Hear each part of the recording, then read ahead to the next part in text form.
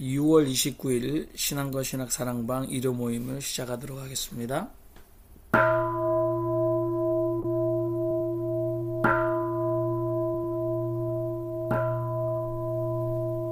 하나님의 영광을 드러내고 장공은 그의 솜씨 온 누리에 알려주네.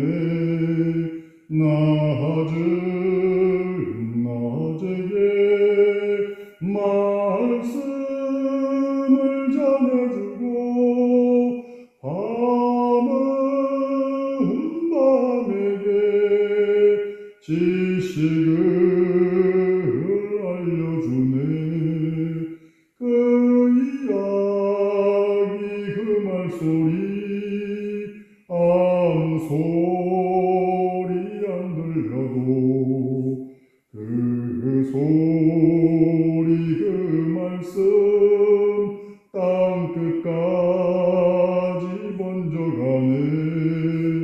해에 계신 하나님이 하늘전 맞춰주시니 신랑처럼 기뻐하고 용사처럼 뜨거워라. 한국 천주교회 200주년 기념 신약성서 마테오복음 15장. 그때 바리사이들과 율사들이 예루살렘으로부터 예수께 와서 말하였다. 어찌하여 당신 제자들은 조상들의 전통을 저버립니까? 그들은 빵을 먹을 때 손을 씻지 않으니 말입니다. 그러자 예수께서 대답하여 이렇게 말씀하셨다. 어찌하여 여러분은 여러분의 전통 때문에 하느님의 계명을 저버립니까? 사실 하나님께서는 아버지와 어머니를 공경하라, 또한 아버지와 어머니를 욕하는 자는 사형을 받아야 한다고 말씀하셨습니다.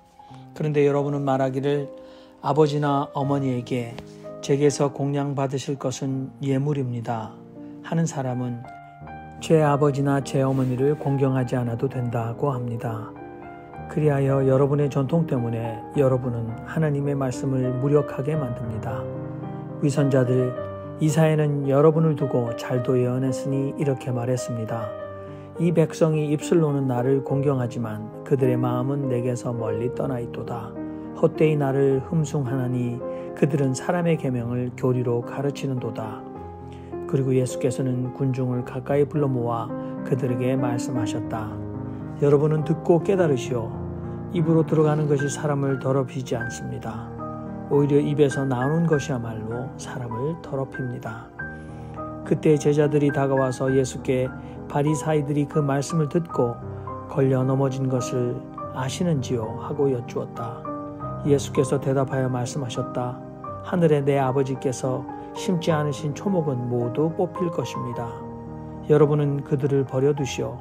그들은 소경이면서 소경의 길잡이들입니다. 소경이 소경을 인도하면 둘 다 구덩이에 빠질 것입니다. 베드로가 대답하여 예수께 그 비유를 저에게 설명해 주십시오 하고 여쭈었다. 그러자 예수께서는 말씀하셨다. 여러분도 아직 깨닫지 못합니까? 여러분은 정말 알아듣지 못하겠습니까? 입으로 들어가는 것은 모두 배 안에 들어가 있다가 뒷간으로 배설된다는 것을 말합니다. 그러나 입에서 나오는 것은 마음에서 나오는데 그것이 사람을 더럽힙니다. 사실 마음에서 악한 생각들이 나오는 것입니다. 살인, 간음, 음행, 도둑질, 거짓 증언, 모독 같은 것들입니다. 이런 것들이 사람을 더럽히는 것들입니다. 그러나 손을 씻지 않고 먹는 것은 사람을 더럽히지 않습니다. 예수께서는 거기서 떠나 띠로와 시돈 지방으로 물러가셨다. 마침 그 지역에서 어떤 가나안 부인이 나와서 외쳐 말하기를 저를 불쌍히 여기소서 주님, 다윗의 아드님 제 딸이 모질게 귀신 들려 있습니다 하였다. 예수께서 부인에게 한마디도 대답하지 않으시자 제자들이 다가와서 부인을 돌려보내십시오. 저희 뒤에서 따라오며 외치고 있습니다 하고 청하였다. 예수께서 대답하여 나는 오직 이스라엘 가문의 이런 양들에게 파견되었습니다 하고 말씀하셨다. 그러자 부인이 와서 예수께 절하고 주님 저를 도와주십시오 하고 말씀드렸다. 예수께서 대답하여 자녀들의 빵을 집어 강아지들에게 던져주는 것은 좋지 않습니다 하셨다. 그러자 부인은 그렇습니다 주님, 그러나 사실 강아지들도 그 주인들의 상에서 떨어지는 부스러기는 먹습니다 하고 여쭈었다. 그때 예수께서 대답하여 부인에게 부인, 당신의 믿음이 장합니다. 소원대로 당신에게 이루어질 것입니다 하고 말씀하셨다. 그 시간부터 부인의 딸이 나았다. 그리고 예수께서는 거기서 옮겨 갈릴레아 호숫가로 가셨다. 그리고 산으로 올라가 거기 앉으셨다. 그런데 많은 군중들이 절름발이들, 소경들, 불구자들, 벙어리들 그리고 다른 많은 사람들을 함께 데리고 예수께 다가와서 그들을 당신 발치에다 두었다. 그러자 예수께서는 그들을 고쳐주셨다. 그리하여 벙어리들이 말하고 불구자들이 건강해지고 절름발이들이 걷고 소경들이 보는 것을 군중이 보고는 놀라며 이스라엘의 하느님을 찬양하였다. 예수께서는 당신 제자들을 가까이 부르시고 말씀하셨다. 군중이 측은합니다. 그들이 벌써 사흘 동안이나 내 곁에 머물렀는데 먹을 것이 없으니 말입니다. 나는 그들을 굶주린 채 헤쳐 보내고 싶지 않습니다. 길에서 지치지 않도록 해야겠습니다. 그러자 제자들이 예수께 저희는 왜 딴 곳에 있는데 이 많은 군중을 배불리 먹일 만한 빵을 어디서 구하겠습니까? 하고 여쭈었다. 예수께서 그들에게 여러분은 빵을 몇 개나 가지고 있습니까? 하시자 그들은 7개 있습니다. 작은 물고기도 조금 있습니다 하고 대답하였다. 그러자 예수께서는 군중에게 명하여 땅바닥에 자리 잡게 하셨다. 그분은 빵 7개와 물고기들을 들고 감사기도를 드신 다음 떼어 제자들에게 주시니 제자들은 군중들에게 나누어 주었다. 그래서 사람들은 모두 먹고 배가 불렀으며 빵 조각 남은 것을 모았더니 7바구니에 가득 찼다. 그런데 먹은 사람들은 여자들과 어린이들 외에 남자만도 4,000명이었다. 그리고 그분은 군중들을 헤쳐 보내신 다음 배를 타고 마가단 지역으로 가셨다. 오늘 마태복음 15장은 조상들의 전통에 대한 논쟁과 그리고 가나안 부인의 딸을 낫게 하시다, 많은 병자들을 고치시다, 4,000명을 먹이시다라는 내용입니다. 여러분들이 평소에 이 말씀을 묵상하거나 공부하시고 이 말씀에 대해서 여러분들 울림을 주었던 사실이 있으시거나 또 이 말씀이 여러분 삶 가운데 어떤 의미가 있으면 오늘 이 시간 편안하게 마이크를 켜시고 나눠주시기 바랍니다. 우선 여기에 그 예수님이 뭐 입으로 나오는 것이 더러운 것이 아니라, 들어가는 것이 아니라 입으로 나오는 것이 뭐 이런 이야기는, 이거는 뭐 불경에도 있는 얘기고, 어, 뭐 이런 얘기는 많이 있습니다. 고대의 어떤 교환역에서 뭐 그런 그 특별한, 뭐 고당시 사람들한테는 굉장히 쇼킹하고 그랬을지 모르지만 그게 뭐 영혼적인 그런 그렇게 뭐 그렇게 비중을 둔 얘기는 아니라고 생각합니다.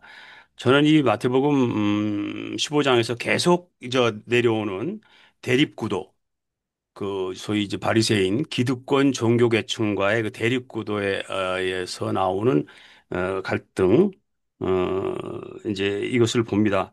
결국 이건 뭐냐면 이 바리새인들이 들고 나오는 것은 소위 사실 바리새인은 아다시피 그 당시에 여당도 아니고 사두개가 여당이고 바리새인은 야당이었잖아요. 그럼에도 불구하고 그들은 기존 종교 체제, 제도권 종교 체제에 속해 있던 사람들이죠. 결국 기존의 세력들이죠. 그래서 그들이 들고 나오는 건 항상 안식일, 뭐 정결예법, 이런 교리, 법칙 이런 거죠. 그러나 예수는 여기에서 진짜 여기서 사람, 생명, 그것을 강조하시는 거고 그 대립구도가 계속 면면이 내려오는 것이고 그 결과의 끝이 십자가였다라는 전체적인 그 구도를 얘기하는 것이라고 생각이 되어집니다. 예, 이상입니다.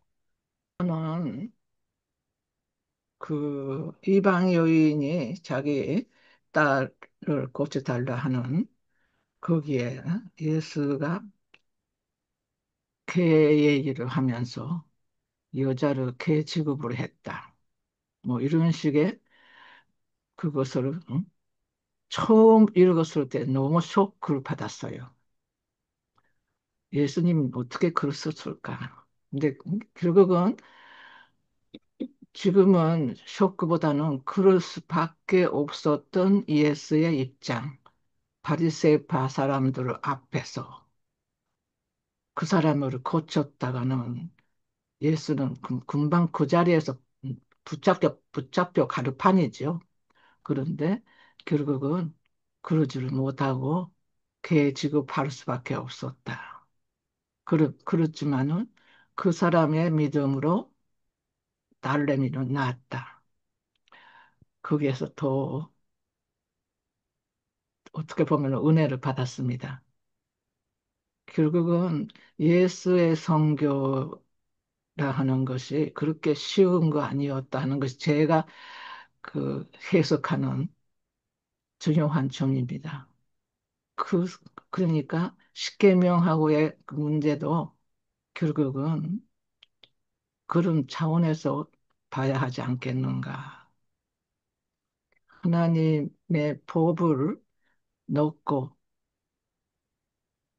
이 손 씻지 않는 제자들 때문에 이 그것을 공격을 당하는 것인데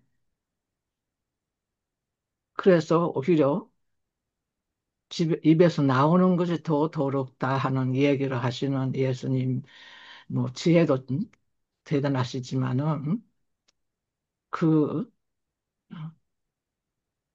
우리들에게도 큰 교훈을 주신다 이렇게 봅니다. 오늘 말씀, 저도 정숙자 목사님처럼 오늘 복음서 말씀을 쭉 읽다가 덜커덕하고 빠지는 함정 같은 것이 바로 이방인들에 대한 차별뿐만 아니라 여성에 대한 개보다도 못한 그런 표현들이 있다는 것에 대해서 늘 읽을 때마다 저는 불편한 마음을 숨길 수가 없는데 오늘도 역시 부인으로 바꿨고 또 우리 정 목사님께서 계속 읽으시면서 많이 순화하셔서 번역된 거를 읽었음에도 불구하고 오늘의 독자로서의 읽는 저는 여전히 불편합니다. 우리가 믿는 그리스도가 차별주의자였고 또 여성에 대한 폄하의 그런 말을 하시고 또 이방인에 대한 어, 변방으로 내몰아가는 듯한 이러한 표현들이 이거를 읽는 21세기의 우리들에게도 불편함을 끼치고 그것이 정작 교회에서 설교로 문자적으로 나갔을 때 이 많은 이 땅의 그리스도인들에게 어떠한 반응을 일으킬까 그러한 측면에서 저는 오늘도 이 말씀을 읽으면서 굉장히 불편했다는 사실을 말씀을 드리고 이것을 어떻게 해결해 나갈 것인가는 역시 독자의 입장에서 이것을 재해석하고 이러한 의미를 어떻게 발전해 나갈 것인가를 우리는 같이 생각해야 되지 않을까. 그런 의미에서 제가 오늘 처음으로 말씀을 드렸습니다. 네. 10절과 16절에서 계속 예수님은 깨달으라, 깨달으라는 말을 합니다. 불교의 깨달음과 다르지 않는 깨달음이라고 했습니다. 그래서 다섯 선생님은 깨고 또 깨고 끝까지 깨라고 끝까지 깨야지 우리가 깨달음에 이룰 수 있다는 것이죠. 그래서 여기에서 우리는 다시 한번 깨달음을 한번 깊이 생각해 볼 수 있고 그 다음에 19절에 마음에서 나오는 것은 악한 생각과 살인과 간음과 음란과 도적질과 거짓 증거와 해방이니 이런 말씀이 나옵니다. 불교에서 나오는 우리 선진치를 그대로 또 성경도 같이 인용하고 있는 내용이죠. 그러니까 우리 안에 있는 탐진치, 짐승의 성질을 우리 안에 있다는 것을 깨닫고 또 깨닫고 깨달아서 이러한 탐진치를 벗어날 수 있도록 벗어나서 우리가 진선미에 갈 수 있도록 하는 노력을 해라. 그런데 우리가 깨달음을 가졌으면 좋겠다라는 말씀을 같이 연결해서 한번 말할 수 있다고 생각합니다. 이상입니다. 그, 저도 이제 이 그 가나안 여인의 치유 사건에 대해서 많은 그 초대 뭐 성서 해석을 했던, 아, 교회 지도자들부터 시작해서 이때까지 굉장히 많이 이 부분에 대해서 그 예수 편에서 이 부분을 좀, 아, 이게 납득할 수 있도록 이렇게, 네, 많이 주석을 많이 그런 식으로 다뤘던 것 같습니다. 근데 그 마태복음 전체에서 특히 이방인들에 대해서는 구원의 혜택이 주어지지 않는가. 이제 균형을 잡으려면 이제 다른 본문에서 이미 그 유니버셜리즘 그래서 하나님의 종말의 장치에 아, 그 이방인들이 주인의 자리를 차지하게 될 것이다라는 강조들이 많이 나오기 때문에 그럼 스스로 마태복음의 전승이 뭐 다른 것들을 이렇게 모아서 엮어 놓았는가라고 얘기하겠지만 그게 이제 편집자가 있다고 하더라도 이 한 권 자체 내에서 이방인들은 예수께서 주시는 구원의 혜택이 이방인들은 제외된다라는 당대의 통념에 예수가 굉장히 동의하고 있었고 이 여자를 개에 비유했다. 근데 이제 원어에는 사실은 어, 예, 강아지라고 표현하는 게 훨씬 더 정확한 표현이죠. 근데 이제 이 여인이 보면 강아지들도 주인의 상에서 부스러기를 먹는다라고 말하면서 그 당시 유대인과 이방인에 대한 확연한 그 구분을 여인 스스로가 철폐하고 그래서 주인의 상에서 떨어지는 부스러기를 먹는다라고 표현을 했기 때문에 이 여인의 생각에도 굉장히 위대한 점이 있고 또 많은 주석가들이 여인의 믿음을 극적으로 특히 이 베드로의 믿음과 견주어서 아주 예수께서 탐복하신 여인의 믿음을 극적으로 음, 예, 이렇게 부각시키기 위해서 이런 문학적 기법을 썼다 이렇게 얘기를 하기도 합니다. 아무튼 저는 뭐 제가 해결하려고 하는 것보다는 질문들이 오거나 사람들이 이 부분에 대해서 이제 예수를 이렇게 어큐즈 할 때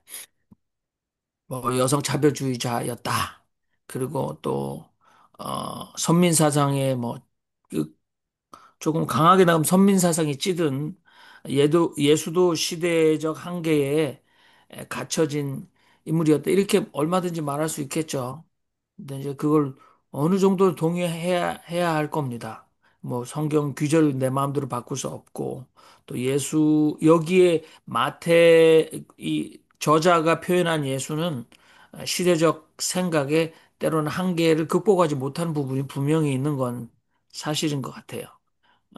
그럼에도 불구하고 마태복음 전체에 특별히 마태복음에 나와 있는 유니버셜리즘 1장부터 28장까지 계속해서 그 동방 쪽에서 그 메시아의 탄생을 알아보고 왔던 박사부터 시작해서 모든 족속으로까지 전체를 이을 때 보면 종말에 하나님의 그 잔치에 이방인들이 아브라함의 자리를 차지하고 앉을 것이다라는 생각들이 굉장히 많이 나오기 때문에 그것 자체를 가지고 있으면, 이렇게 해서 이 여자를 개 취급하고 이방인들을 제외시키려고 했다라는 거는 굉장히 균형을 잃는다 그런 생각을 하게 됩니다. 그냥 그래서 성경 기절은 우리가 오늘 이렇게 일부 많은 사람들이 그 성소수자들을 혐오할 때 혐오의 근거로 성경 기절을 일부만 가져오는 것들을 보는 것에 실수를 우리도 계속 이걸 가지고 예수는 이런 인물이었다라고 말하는 것에는 저는 그냥 좀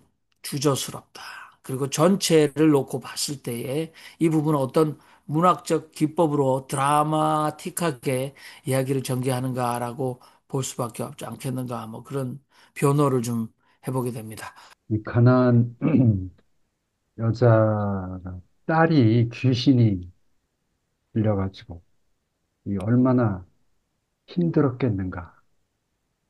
이제 이 여자의 마음이 이제 저한테도 다가오는데 이제 정말 절박한 그런 심정으로 이제 와서 예수님께 요청을 하고 있다. 이런 걸 느낄 수가 있고 굉장히 이 여자는 적극적이다.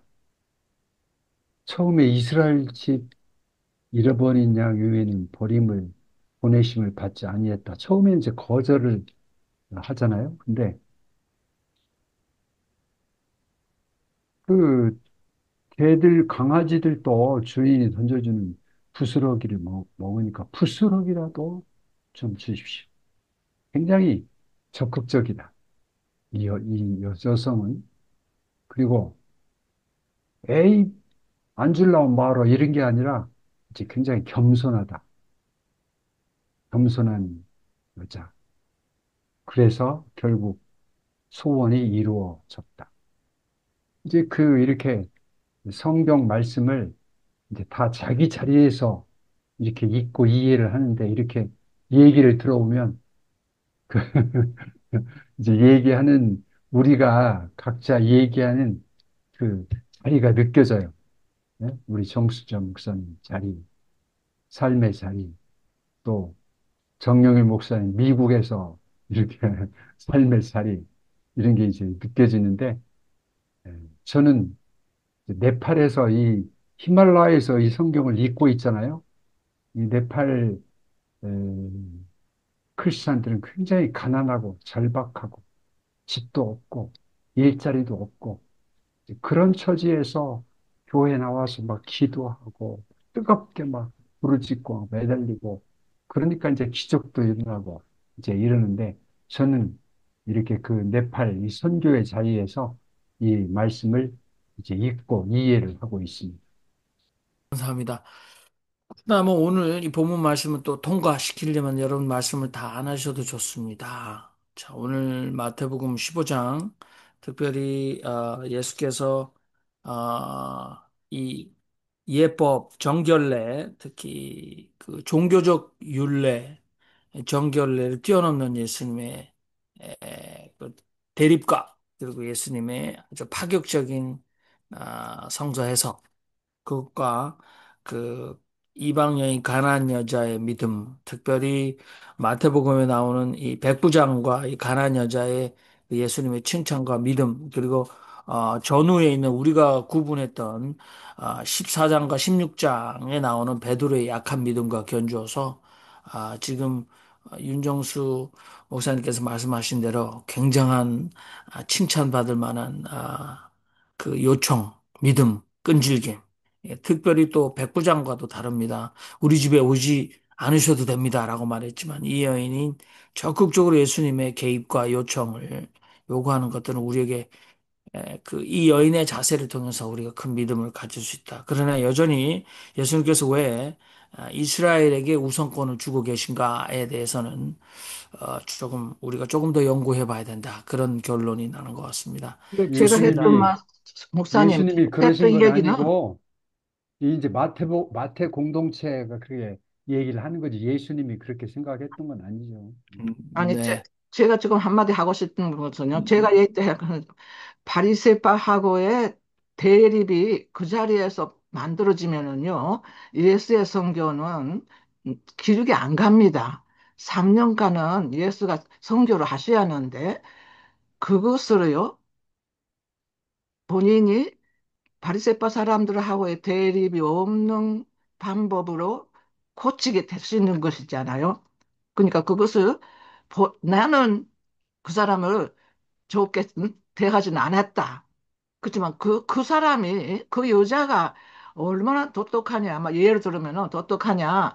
부스러기 얘기를 하고, 자기를 괴로 그냥 받아들이고, 그러니 어떻게 그냥 고치지 않을 수가 없겠지 않냐. 지금 예수는 그렇게 말씀하고 싶었던 것으로 저는 그렇게 이해를 한다. 그 말입니다. 네네. 그러니까 정수정 목사님 재차 강조해 주신 뭐 제가 이렇게 이해하면 여러분들도 예수의 그 선교를 위한 전략적인 미온적 태도였는데 그것을 무색하게 만들었다 여성이 그렇게 되는 것 같습니다. 또 바리새파와의 충돌 가운데 예수가 적극적이지 않았다. 또는 전략적이었다. 이렇게 말씀하시는 것 같습니다. 그리고 우리 윤정수 목사님은 이것은 예수 당시 현장보다는 마태 공동체의 아주 예, 유대인과의 특별한 갈등. 그러니까 뭐 보니까 마태 보니까 뭐 우리나라 말로 호적을 파버리겠다. 그러니까 구원의 어떤 반열에서 이 마태 신앙 공동체 너희들은 완전히 이제는 우리 민족도 아니다라는 굉장한 가족으로부터 그런 위협이 있었다라는 상황을 좀 눈여겨봐야 된다라는 지적이신 것 같습니다. 나 유영모가 예수를 이야기하는 것은 예수를 얘기하자는 것이 아니다. 공자를 말하는 것은 공자를 말하자는 것이 아니다. 예수처럼, 공자처럼, 간디같이, 톨스토이같이 하느님 말씀에 국물을 먹고 사는 것이 좋다고 해서 비슷하게 그 짓 하려고 말한 것뿐이다. 공자, 석가, 예수, 간디를 추앙한 것은 우리도 그들과 비슷하게나마 하나님 말씀에 국물을 먹으려는 짓을 하려고 하기 때문이다. 네, 우리 김성원 선생님 한번 말씀을 좀 해주시죠. 네, 오늘 말씀은 대체로 대단히 쉬운 말씀이죠. 하나님 말씀에 국물을 먹고 사는 것이 좋다고 해서 비슷하게 그 짓 하려고 말한 것이다 하고 또 뒤에서도 또 하나님 말씀의 국물을 먹으려는 짓을 하려고 하기 때문이다. 그래서 타성님이 이제 나에게 스승은 예수님 한 분이라고 얘기하셨지만 대부분의 이제 기독교인이나 목사님들은 타성님을 이제 기독교인으로만 이제 생각하시죠. 예수님을 스승으로 삼았고 또 예수님에 대한 성경 이야기를 또 이렇게 많이 하신 성인이 없었기 때문에 그렇지만 궁극적으로 우리가 예수를 얘기하고 석가를 얘기하고 공자, 간디를 돌스토이를 얘기한다는 것은 궁극적으로 우리도 그들이 다 하나님의 하나님의 성령을, 도를, 불성을 다 받았기 때문에 그러한 것을 본인도 그렇게 그러한 지경까지 가서 그러한 것을 직접 체험하고 싶다는 것이지, 뭐 예수님 석가, 뭐 공자, 간대를 뭐 우상화하자는 그런 뜻이 아니라는 것을 아주 철저하게 여기서 말씀을 하시는 거죠. 그러니까 우리가 예수님의 신앙을 온전히 회복하면은 우리도 아버지의 온전하심 같이 저희도 이제 온전하게 된다는 것이죠. 그래서 궁극적으로 우리는 하나님 말씀의 국물을 먹으려고 그러한 예수님도 추앙하고 부처님도 추앙하고 공자, 간디, 톨스토이를 추앙한다고 다성님은 분명히 말하고 있습니다. 그래서 우리가 다석을 얘기한다는 것은 다석을 추앙한다는 것도 궁극적으로는 똑같이 다석이 받았던 그 2000년 전에 예수님에게 온 그 진리의 얼을 우리도 똑같이 받자는 그러한 정신으로 저는 그렇게 똑같이 생각합니다. 그래서 다성님도 하나의 우리가 달을 가르치는 손가락에 불과하지 그 자체가 아니라는 것을 잘 알면 좋겠습니다. 예, 이상입니다. 네, 감사합니다. 이게 예전에 우리 부흥사들을 향해서 하나님 말씀을 잘 쪼갠다 이렇게 얘기해서 어떤 분들은 하나님 말씀이 무슨 장작이냐 쪼개게 이렇게 했는데 오늘 다석 선생님 표현은 하나님 말씀은 국물이다 이렇게 국물이 나오는 말씀이다. 그래서 우려가지고 아주 그냥 많이 고아서 국물이 된다 이렇게 얘기했는데 특별히 말씀의 신학자 교의학의 대가 칼 바르트는 아, 네. 이게 성육되신 말씀, 그 다음에 전파된 말씀, 그리고 기록된 말씀. 이렇게 그 성경을 좀 세 가지 정도로 구분했는데 오늘 다석 선생님은 국물이 된 말씀, 특별히 국물이 된 말씀은 칸디와 톨스토이에게도 동일한 국물이다 이렇게 굉장히 파격적으로 말씀을 하셨어요. 그죠? 석가도 이 말씀에 국물을 마셨다. 나도 국물을 마신다. 너희들도 국물을 마시라. 이렇게 얘기하니까 예, 칼바르트가 들었으면 어땠을까? 우리 하나님 말씀은 이 치킨 브로스처럼 브로스 국물 우려가지고 이게 곰탕 예, 국물이 나온다. 이런 아주 석가에게도 톨스토에게도 국물이 나오는데 우리도 그거 마셔야지 된다. 이렇게 표현을 했는 게 파격적입니다, 여러분. 자, 우리 유영모 저는, 선생님의 이 말씀 국물론 우리 정숙자 목사님 네, 말씀하십시오.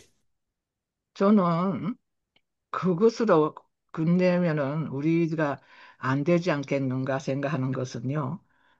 마신 후가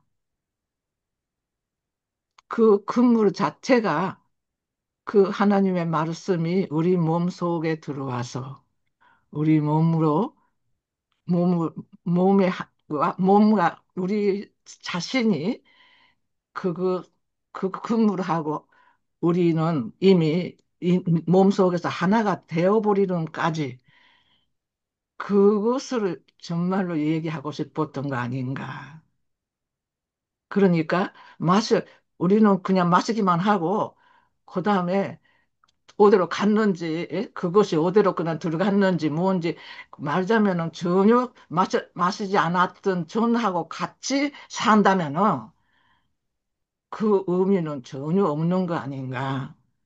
마시라 하는 것은 정말 먹는 것에 대한 철학이 그게 안에 있는 것이기 때문에 먹으면은 반드시 몸에 몸과 그 먹던 물질의 하나가 되는 그게 소화가 되어서 내 몸이 되는 거 이것을 그냥 말씀하셨던 거 아닌가 그렇게 생각합니다. 예, 아, 우리 지당하신 말씀입니다. 이미 마시면서 예수님 피와 살이 되신 거죠. 그걸 말씀하시자고 하는 거지. 우리가 뭘 단순히 마시는 것만 생각하시면 안 될 것 같습니다. 일체가 된다는 거, 하나가 된다는 그런 강조로 보시면 좋을 것 같습니다.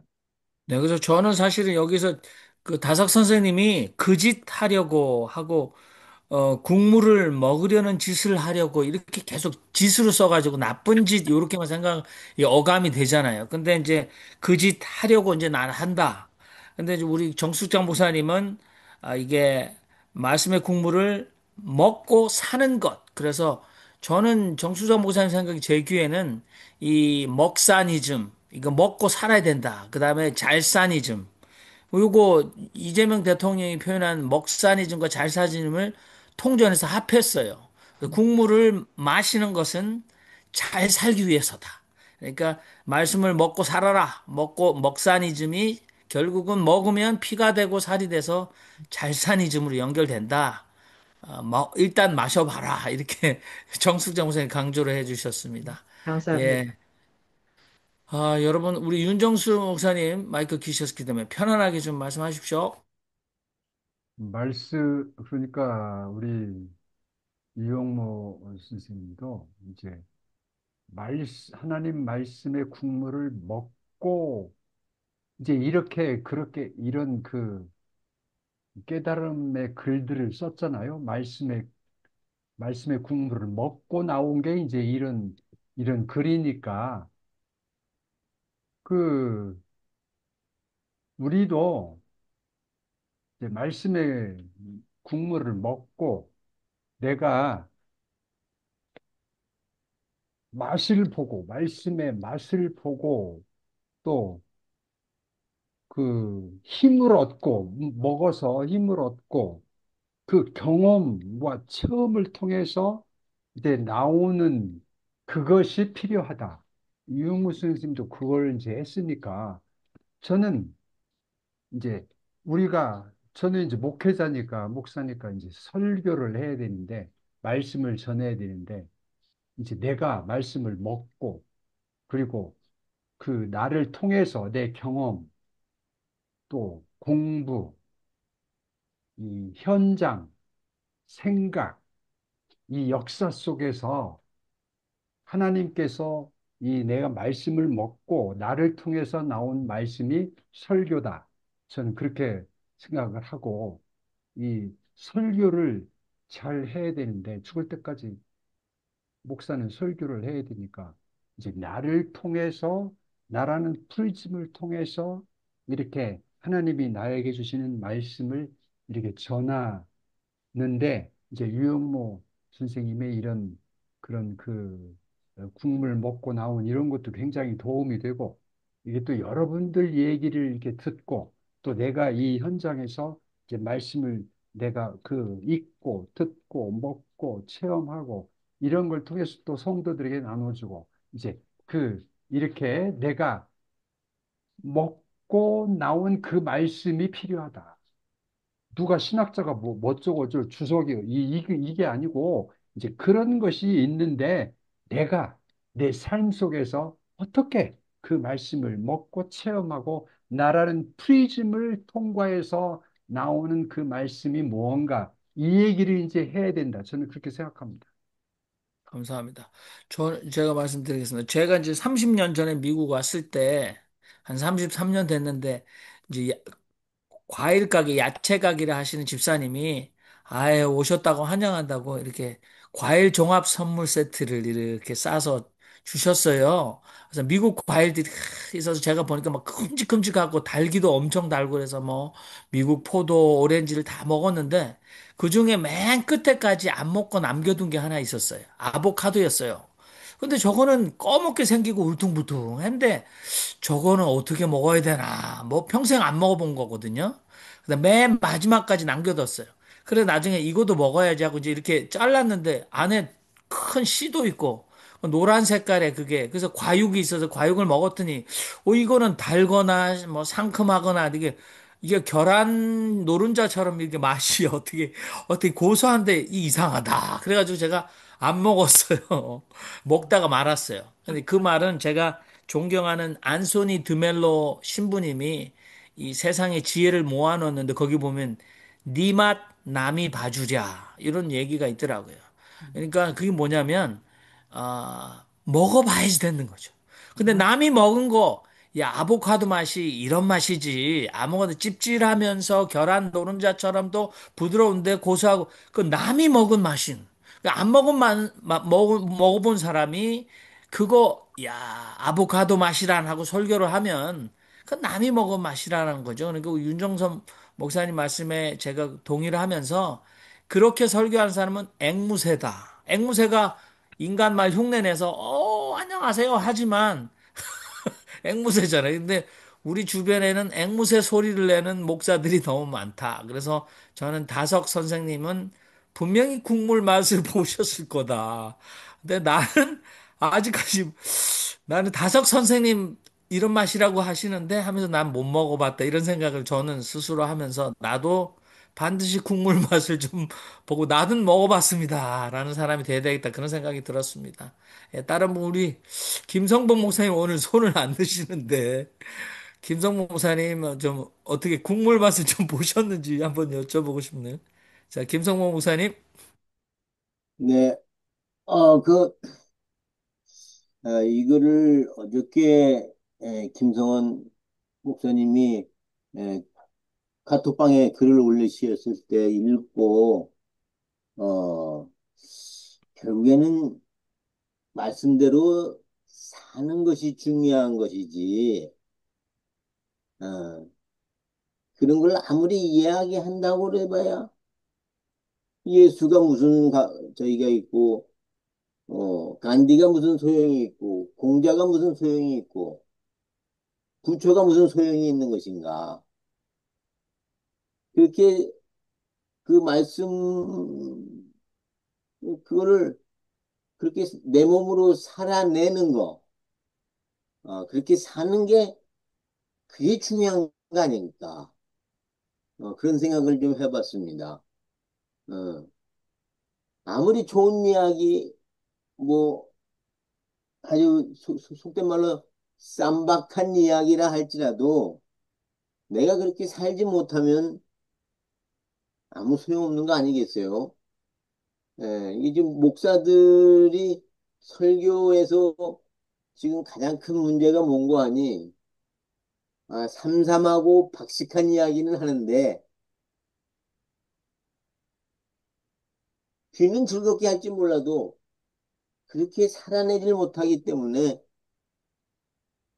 사람들한테 에, 버려진 소금처럼 그렇게 취급당하는 것이 아닐까 생각해 보았습니다. 이상입니다. 감사합니다. 우리 주성수 목사님도 마이크를 안 켜셨는데 오늘 진도가 쭉쭉 나가지는 않는 것 같습니다. 여러분 좀 망설여지는데 주성수 목사님도 예, 예. 저는 오늘 좀 다른 각도에서 좀 생각을 해봤는데요. 지금 다석 선생님이 뭐 공자도 뭐 톨스토이도 들고 그랬잖아요. 그래서 이제 예수님만 들은 게 아니라, 그러니까 예수도 이렇게 상대적으로 예수를 절대적으로 존재가 아니라 상대적으로 예수를 놓고 보는 이제 그런 해석인데, 뭐 저도 그런 입장입니다만 때로는 예수만 생각하고 예수를 절대적으로 믿을 때도 있었거든요. 음, 또 그런데 사실 또 힘은, 종교적인 힘은 오늘 이 다섯 선생님 얘기와는 상관없는 겁니다. 그런 절대성을 믿을 때 또 이게 파워가 나오는 때가 있거든요. 제가 이제 오늘 영화를 봤어요.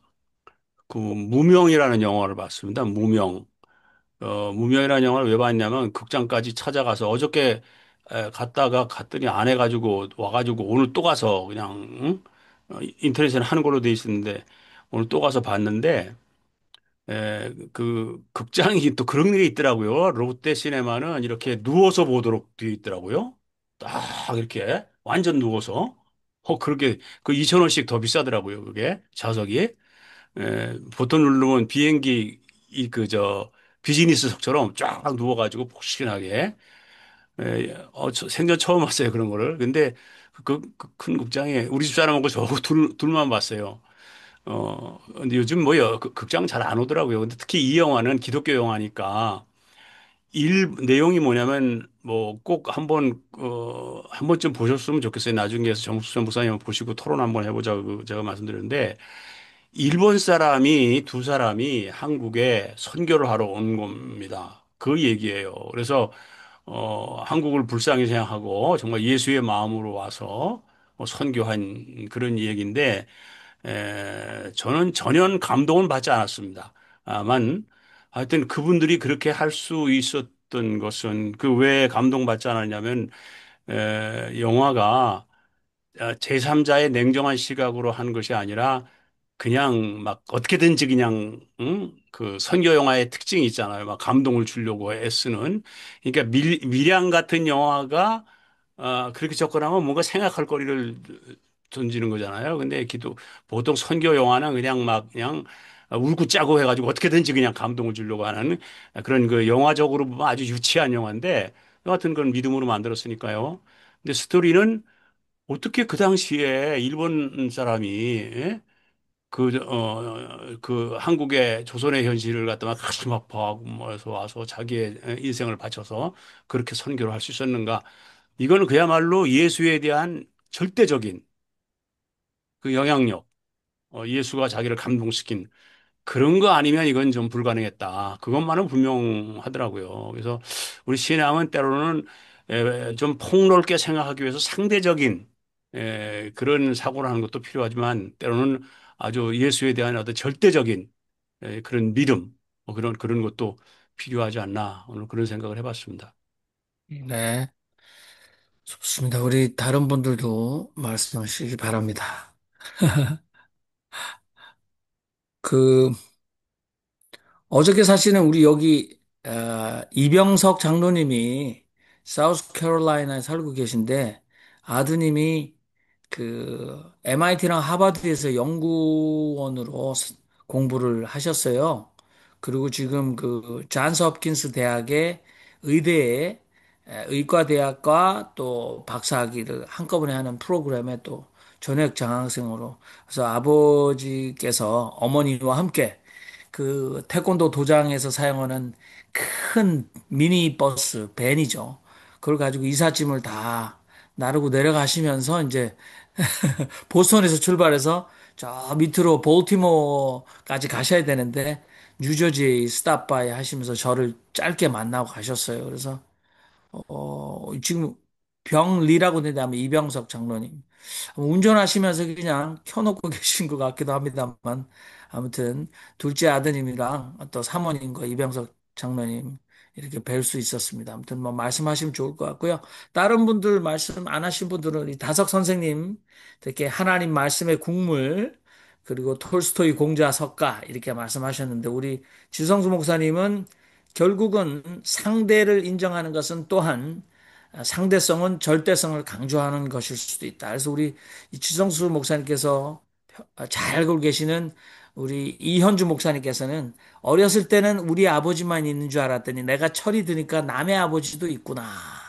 그런데 그렇다고 해서 내가 남의 아버지한테 가서 아버지 할 필요는 없고 우리 아버지가 참 소중하다. 그래서 우리 아버지를 바꿀 필요는 없다. 뭐 이런 말씀을 하셨는데 지성수 목사님 말씀은 좀 그렇게 통하시는 것 같습니다. 우리가 남의 아버지를 우리 아버지만 있는 게 아니라 세상에 남의 아버지도 나름대로 있다라는 걸 인정하는 게 굉장히 중요한 것 같고 남의 아버지를 계시다라는 걸 인정하는 것 자체는 우리 아버지에 대한 더욱더 큰 애정을 가질 수 있는 일이다. 뭐 이런 이현주 목사님 지혜가 아닐까 이렇게 생각을 해보는데요. 아무튼 여러분 오늘 다석 선생님 말씀하시는 이 종교 이론주의 하나님의 말씀의 국물은 석가와 공자, 예, 톨스토이, 간디에게도 녹아 있다. 어떤 분들은 간디가 이 우리 3.1 운동의 비폭력 저항을 벤치마킹해서 인도에서 그렇게 성공했다라고 말씀도 하시던데, 자, 우리 헨리키 목사님 말씀하시죠. 네, 저는 말씀의 국물이 오늘 제 삶의 자리에서 연관이 돼서 다석 선생님 말씀에 공감을 하면서도 국물 만드는 게 굉장히 어렵다는 거를 좀 말씀드리고 싶어서 제가 마이크를 켰습니다. 제가 요새 이제 집사람이 어, 잠깐 없다 보니까 미역국이 먹고 싶어서 미역국을 만들려고 유튜브를 보고 만들었었는데 옛날에는 맛있었는데 이번에는 제가 그 경험을 가지고 물에다가 불려놓고 그리고 또 상록해서 일하다 보니까 어떤 분이 저기 멀리 이사 가는데 자기가 담가놓은 장이 있다고 그래가지고 그 간장을 이제 갖고 왔거든요. 근데 그 간장을 이용해서 한번 좀 만들어 보겠다 해서 국물을 내서 이제 끓이고 그 미역을 끓이고 누가 또 얘기하길래 다시마를 넣으면 좋다고 해서 다시마도 넣고 이제 그 물에다가 간장을 제가 좀 넣었어요. 맛을 보니까 굉장히 짜더라고요. 그래서 간장을 넣고 해서 어제 한 네 번을 먹었습니다. 근데 맛이 하나도 안 나는 거예요. 미역국 맛이. 그래서 이게 미역국 맛이 안 나서 오늘 제가 이 말씀을 들으면서 간디도 느끼고 톨스토이도 느끼고 공자도 느끼고 예수도 느꼈던 이 하나님의 말씀이 뭘까? 이제 그렇게 이제 느껴지는데 저는 역시 그 여러 번 이렇게 아무리 끓여도 제가 이 맛본 맛은 미역국 맛이 아니었다. 그거를 통해서 오늘 이 시대에 아까 우리 지성수 목사님 영화 얘기하셨는데 어, 제가 참 감동받은 다큐멘터리 짧은 거 그 감독이 김민석이더라고요.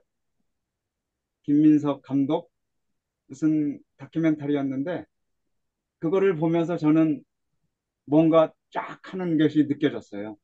노인들의 이야기를 그 다큐멘터리 짧은 작품 속에서 이렇게 했는데 거기서는 뭐 기독교 얘기도 나오고 뭐 그런 것도 안 나오고 이 할머니들의 이야기거든요. 그 카네이션 공동체라는 그 공동체에서 한 1박 2일인가 2박 3일 찍은 거예요. 김민석이 그 영화 학교를 다니면서 어, 찍었는데 그 찍은 작품치고는 굉장히 하여튼 자기 첫 작품이라고 했는데 그거를 보면서 무언가 어우러져 나오는 아주 웅장하지도 어떤 플롯도 없고 단지 그거를 찍어서 그걸 편집해가지고 이렇게 만든 영화였는데 저는 이 영화를 보면서 이 다큐멘터리를 보면서 오늘 다스커 선생님의 그 하나님의 국물의 맛 말은 할 수 없지만은 거기에서 어떤 에, 그 맛이 풍겨나오는 것을 느꼈습니다. 그래서 역시 네. 하나님 말씀의 국물을 만드는 거는 쉽지는 않다. 이제 그거를 느껴서 제가 말씀드렸습니다. 네, 우리 henrique 목사님, 제가 미역국 전문가로서 우선 결정을 하셔야 될 게 홍합 미역국을 끓일 것인가 아니면 쇠고기 미역국을 끓일 건가. 이걸 결정이 되셔야지 간장만 넣어가지고는 이게 이도 저도 아니다. 그러니까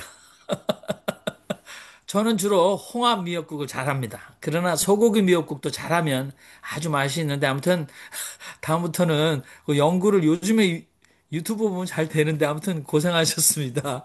옛날에는 잘 끓이셨는데 요즘에 살짝 여러분들의 의견을 다시마는 또 미역이 있는데 다시마까지 너무 맛있다라는 거는 어느 이론인지 잘 모르겠는데 아무튼 우리 그런 이론이 윤정현 있었습니다. 신부님 이게 하나님 말씀의 국물 맛 좀 얘기 좀 해주십시오. 어떤 예, 맛인지. 우리 헬리 김 목사님이 죽을 끓여서 먹었다고 그러니까 어제 저는 헬리김 목사님 사모님 만나서 점심을 얻어 먹었습니다. 제가 맛있게 얻어 먹어서 아마 맛이 없었나 봐요, 미국에서는.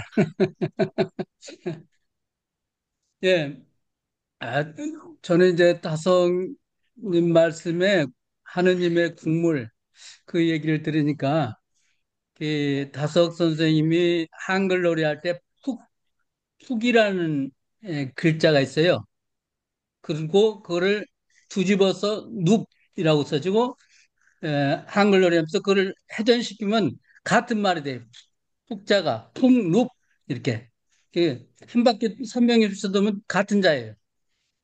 그래서 푹 눕는다. 안전 발효돼서 푹 누킴된 사람만 말을 해라. 그런 말씀을 하셔요.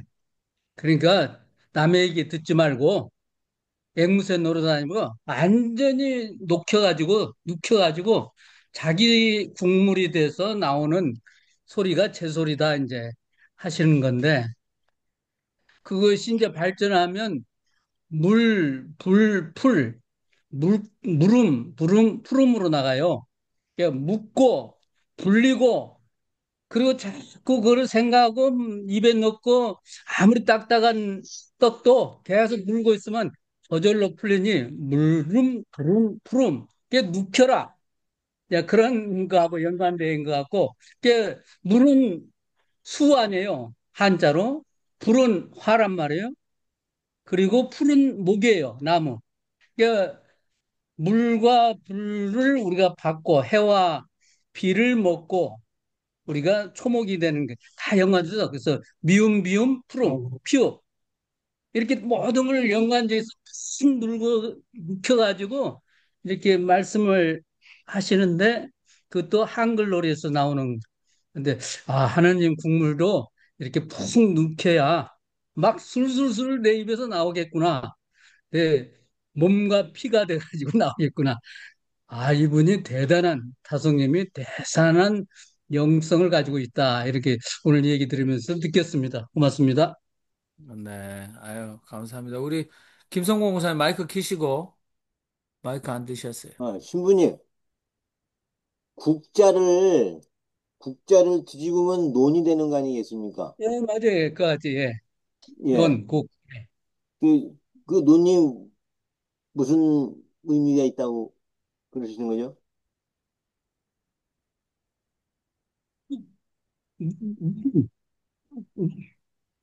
우리 윤정혜 신부님 잘 안 들리는데 국자를 한 바퀴 돌리면 논이 된다. 근데 그 다석 예, 선생님 말씀하셨나요?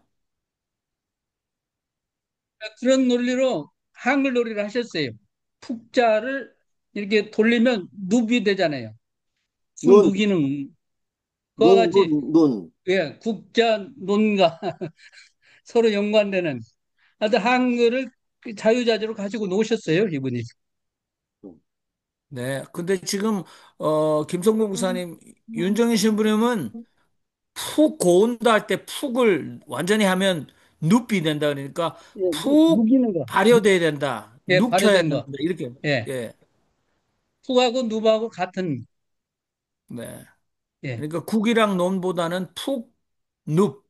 근데 저는 예, 이제 그 말씀을 우리 윤정희 신부님 말씀하시는 거 보니까 우리 어르신들이 예전에 이게 이가 없으신 분이 오징어 말린 거 그걸 그때 아마 일본말로 죄송합니다. 일본말로 수리메라고 그러는 것 같은데 이거를 오징어를 입안에 넣어가지고 이 오징어 씹을 치아가 없는데 이분들이 불리세요 일단 입안에 굉장히 오랫동안 물고 계셔가지고 그래서 불려서 결국은 드시는 그 그런 거죠. 제가 윤정현 신부님 말씀 들으니까 이 오징어 말린 것도 입안에 넣어서 그 딱딱한 거 이가 없어도 아주 입안에서 불리시는 그런 지혜가 생각이 나는데 아무튼 제 소리를 내는 깨달은 자가 몇 명이나 될까? 제가 예전에 스님한테 물어봤어요. 스님 중에서는 이 열반에 드시고 이렇게 견성하신 분이 비율이 얼마나 될까 이렇게 물어봤어요. 그렇게 물어봤는데 그 100명이 하나 안 될걸요 이렇게 얘기했는데 아마 우리 목사들 중에서 제 소리 내는 목사 한번 물어보면 1000명이 하나 안 될걸요 이렇게 말해도 괜찮을 것 같습니다. 아무튼 오늘 다석 선생님 말씀 우리 나누고 있는데 우리가 보니까 그 이 뒤풀이 담화 시간에 우리 파리의 변정원 선생님, 변대래 선생님 말씀을 잘 하시는데 지금 바쁘신지 모르지만 우리 가끔 파리에서도 변정원 선생님, 변대래 선생님 말씀을 좀 하셔도 되는데 너무 말씀 안 하시고 오늘 네, 멀리 안녕하세요. 네, 한 말씀 하세요. 우리 지금 하나님 말씀의 국물만 얘기하고 있는데 한번 말씀해 주세요. 어떠세요? 예, 잘 지내고요. 음, 사실 머리로 생각하고 가슴으로 생각하고 실천으로 하는 게 이게 삼박자가 다 맞아야 되는데 이제 머리로만 이해하는 경우도 있고 가슴으로 이해하는 경우도 있고 그러면 또 너무 충동적이고 그리고 세 가지를 다 요리해서 아까 국물 내듯이 그 그래서 그 결국 완덕의 길로 가라 이러는 거죠. 완덕의 길로. 그, 그, 그렇죠. 이렇게 가만히 앉아서 머리만 생각하면 세상 일이 다 돼. 또 입으로만 얘기해도 뭐 세상을 쥐었다 놨다 같아. 그때 실천하는 거, 그 상대방이 어려운 그 과정을 극복하는 게 이게 보통이 아니에요. 그래서 그 악마들이 수도원에 드글거린다고 그랬어요. 서로 제 상대방이 지옥이니까 못 참는 경우도 많잖아요. 그래서 여기 성인 선녀들 많은 카톨릭에서는 성인 성녀 품이 많아요. 근데 보면은 그 옆 사람을 견디지를 못해. 그래서 그 사실 생각하고 말하고 이러는 거 쉽지만 사실 그 실천하는 게 쉽지가 않은 거예요. 그래서 다석 선생님도 그런 걸 많이 체험하시고 인간관계가 제일 어려운 것 같아요. 예, 감사합니다. 네. 우리 변정원 선생님은 불경에 나와 있는 국물맛 원증회고 매일 보기 싫은 사람 눈만 뜨면 봐야 되고 그거 굉장히 어렵다라고 말씀하시는데 원증회고 정말 남자들은 군대 가서 많이 체험하거든요. 네. 나를 이유 없이 미워하고 때리고 기합 주고 아주 그런 군대 가면 원증회고 아주 실컷 경험하는데 아무튼 수도원에도 바로 바로 곁에 있는 분이 어렵게 만드는 근데 그걸 이겨낸 분들은 정말 성인 반열에 들어가는 것 같습니다. 공자, 석가, 예수, 간디를 추앙하십니까?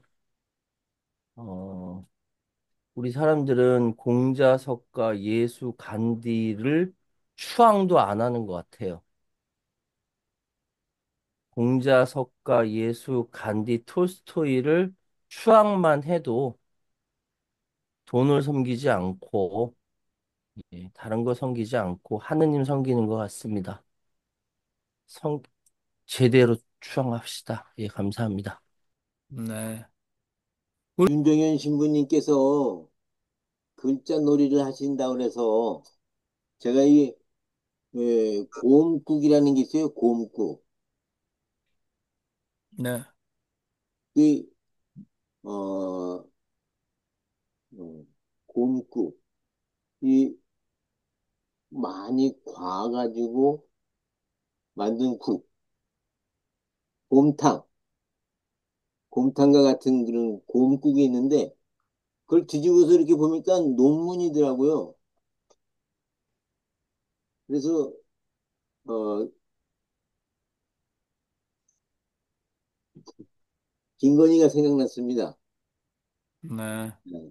이게 저는 우리 김성공 목사님 곰탕 하니까 외국의 이 미국 사람들이나 외국 사람들에게 한국 메뉴를 소개할 때 영어 엉터리 번역, 곰탕은 번역을 사전 찾아가지고 베어탕 이렇게 곰탕을 베어탕. 그다음에 여러분들 육회 비빔밥은 어떻게 아신지 아세요? 육회 비빔밥은 육회를 6번으로 해가지고 육회 six time 비빔밥 이렇게 했어요.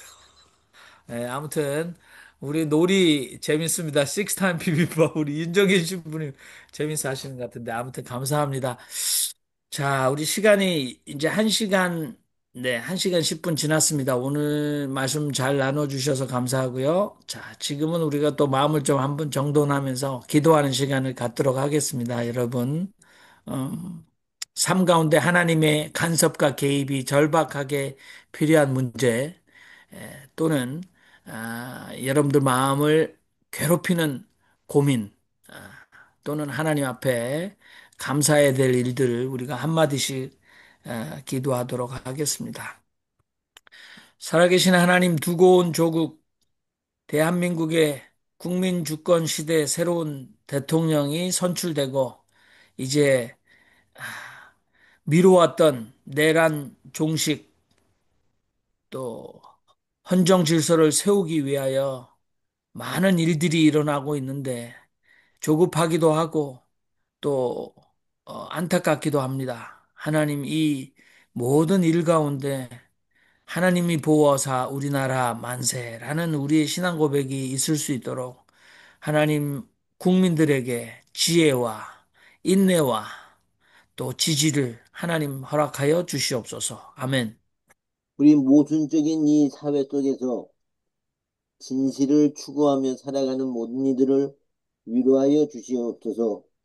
논문을 쓰려면 곰국을 끓이듯이 그렇게 해야 되는데 베껴서 쓰는 그런 엉터리가 다시는 일어나지 않게 하여 주시옵소서. 아멘. 아멘. 음. 어둠이 지나고 새벽이 오는 것 같은 그런 느낌을 느끼고 있습니다. 그러나 언제 어디에서 마귀의 시험이 닥칠지 알 수 없어서 늘 깨어 기도하는 저희들이 되게 하여 주옵소서. 아멘. 대정부가 남북 평화의 길을 시작할 수 있도록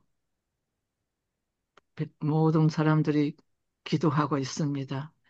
하나님, 우리들의 잘못 용서하시고, 진정 우리 한반도가 하나가 되어 평화를 이루도록 함께하여 주시옵소서. 아멘. 현자들을 존경하고 추앙하는 것뿐만이 아니라 진정 그들이 맛을 봤던 하나님 말씀의 국물을 우리도 모두 맛볼 수 있도록 인도하여 주시옵소서. 아멘. 조금만 우리가 긴장을 늦춰도 머리를 쳐들고 저항합니다. 이 땅이 정말 반역의 세력